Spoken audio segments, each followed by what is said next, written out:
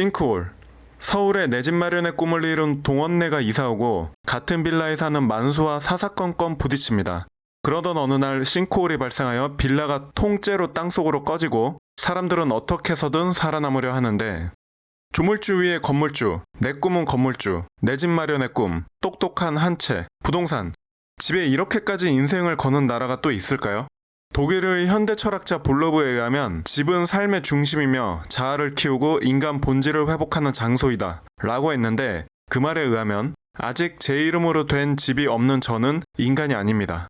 여튼 6개월 만에 아파트 값이 2억 올랐다는 영화 속 얘기가 비현실이 아니죠. 가만히 앉아서 불로소득을 누리려는 심보의 기원이 궁금하신 분은 강남 1970을 꼭 보시길 바라고요. 싱크홀 작품 얘기는 뭐부터 말해야 할지 어려울 정도예요. 장점이 단 한 개도 없어서 어디서부터 까야 하지? 이 망작을 굳이 하나하나 공들여 뜯어볼 필요가 있을까? 그래서 간단히 빠르게 짚자면, 날림 CG. CG는 90년대 PC통신 수준. 노잼 개그. 인물들의 개그 드립은 단 1mg도 웃기지 못합니다. 따로 노는 캐릭터 구축은 여러 사람이 했나봐요. 이 싱크홀 재난과는 전혀 상관없는 감성과 대사로 인물들이 합을 조금도 못 맞춥니다. 주제 상실. 도대체 주제가 뭔지 모르겠어요. 부실공사를 말하는 것도 아니고, 자연재해의 공포는 더더욱 아니고, 극한 상황에서의 인간애라든가 끈질긴 생명력을 말하는 것도 아니고, 구조하는 대원들의 노고나 희생정신을 말하는 것도 아니고, 국가 시스템의 부재를 말하는 것도 아니고, 인간의 이기심으로 인한 아비규환을 말하는 것도 아니에요. 그나마 위기 상황에서의 유쾌한 대처를 그려보고자 한 것 같은데 엑시트를 표방한 것 같아요. 그런데 엑시트는 두 주인공이 위기 탈출 넘버원의 실력을 원래 갖췄기 때문에 맥가이버 머리 쓰는 것 마냥 난관을 극복하는데 현실적 설득이 있어서 재밌게 볼 수 있었던 거고요. 싱크홀은 그 좋은 배우들 갖다가 무슨 짓을 하는 건지 모르겠어요. 만수는 만능 해결사로 설정했는데 그냥 힘만 센 거잖아요. 동원은 집을 사랑한 소시민으로 나오는데 집이 꺼졌는데 딱히 절망하지도 않아. 김대리는 감초 역할을 하려고 투입한 것 같은데 늘 보던 이광수 캐릭터의 반복된 소비에 불과하고, 은주는 인턴이 알고 보니 실력자였다는 치트키 설정인데 마찬가지로 한 번 소비되고 끝납니다.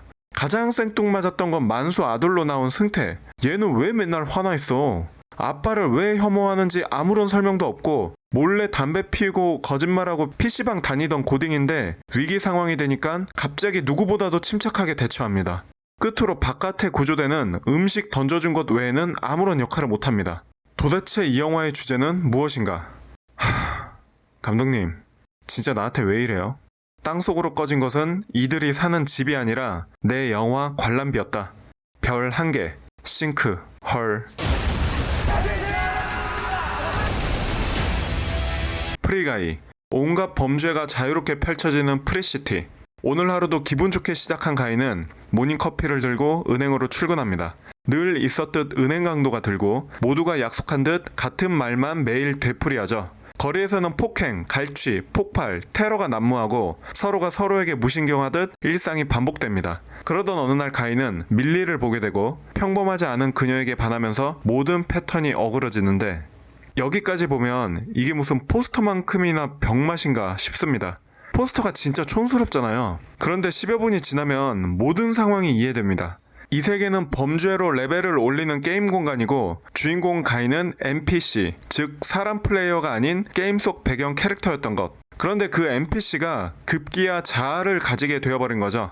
영웅적 각성이 사랑에 빠짐으로 인해 이루어지는 설정은 매트릭스를 비롯하여 수많은 영웅물에서 차용된 설정인데, 장르 영화로서도 받아들일 수 있는 부분이지만 사랑에 빠져서 초능력을 발휘하는 것은 현실에서도 충분히 가능성 있는 얘기라고 연애책에서 봤습니다. 그렇고요. 게임 속 액션을 그렸다는 점에서 레디 플레이어 1을 안 떠올릴 수가 없죠. 제가 꼽는 2018년 최고 재밌는 작품이니 꼭 보시고요. 4차 산업시대에 요즘 슬슬 떠오르고 있는 메타버스 개념과도 연결될 테니 알고 보면 우리에게 매우 친숙할 가상세계이다. 또한 게임 속 캐릭터가 각성해서 게임 밖 사람과 교감한다는 설정은 13층 설정을 그대로 가져온 것. 그리고 바깥 서버를 파괴하면 게임 속 픽셀 세상이 사라진다는 설정은 외부 환경으로부터 자극받으면 꿈이 무너진다는 설정. 인셉션을 참고한 거죠. 프리시티에서 프리가 없었던 캐릭터들이 자유를 찾는 얘기를 보면 그 주인공들을 응원하게 되지만, 한편으로는 인공지능이 자아를 갖게 된다면, 그러니까 내 휴대폰이 내 명령을 더 이상 듣지 않는다면 나는 과연 이 기계를 응원할 수 있겠는가? 이처럼 필연적으로 제기될 수밖에 없는 철학적 주제를 화사하고 톡톡 튀게 녹여넣어서 진짜 재밌었고요. 이 작품을 보니 얼마 전 평했던 정글 크루즈의 평점을 조절해야겠다는 생각을 했습니다.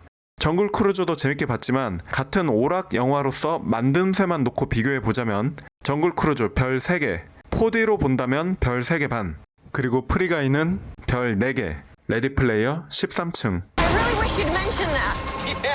Yeah. 더 수어사이드 스쿼드. 우주 괴물을 발견한 미국. 남미의 한 군사정권 국가에서 그 우주 괴물이 실험되고 있다는 걸 알아내고 아만다 국장의 지휘 아래 릭 플래그 대령을 중심으로 모여든 악당들, 할리퀸과 여러 악당은 이 세계적 위협이 될 수 있는 실험을 막기 위해 투입됩니다. 2016년에 나온 수어사이드 스쿼드 2편이죠. 한국의 나쁜 녀석들과 컨셉이 같습니다.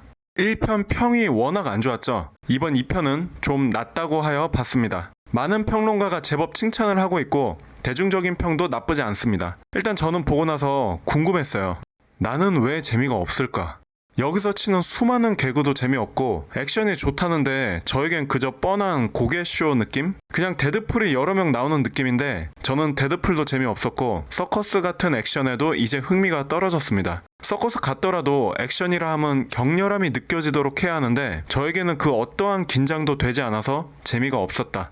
그리고 주인공 할리퀸은 마고 로비라는 배우빨, 광년이라는 캐릭터빨이 있긴 하지만 광대짓이 인위적으로 가공된 느낌이라 거기에 속아 넘어가 줘야 할 것만 같은 관객 관점에서 괜히 민망해요. 열심히 B급을 표방한다고 하는데 이번에 새삼 느꼈습니다. B급도 아무나 하는 게 아니다. 인싸들이 모여서 아싸 흉내를 내는 건 남사스럽다.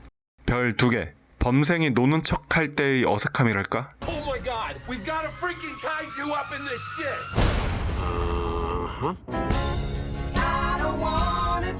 생각이란 걸 안 하고 싶다면 싱크홀, 재밌는 한 편을 보고 싶다면 프리가이, 1편을 재밌게 보셨다면 더 수어사이드 스쿼드, 다음은 어웨이, 암살자들, 생각의 여름으로 찾아뵙겠습니다.